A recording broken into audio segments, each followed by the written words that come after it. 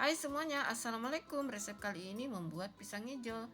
Pisangnya pisang raja dikukus dulu. Bahan-bahannya sudah tertulis di video. Bahan kulit pisang hijaunya, lakukan seperti yang ada dalam video. Setelah adonan tercampur, dikasih pewarna makanan pandan pasta, lalu dimasak sampai padat. Lanjut diuleni pada saat dingin. Jangan lupa alas kerja diolesi minyak.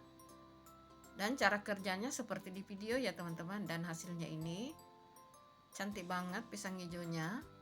Kemudian dikukus. Dan ini dia hasilnya.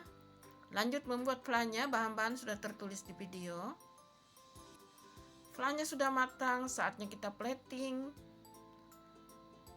Tambahkan es batu, tambahkan sirup DHT, dan ini dia hasilnya. Silahkan mencoba resepnya.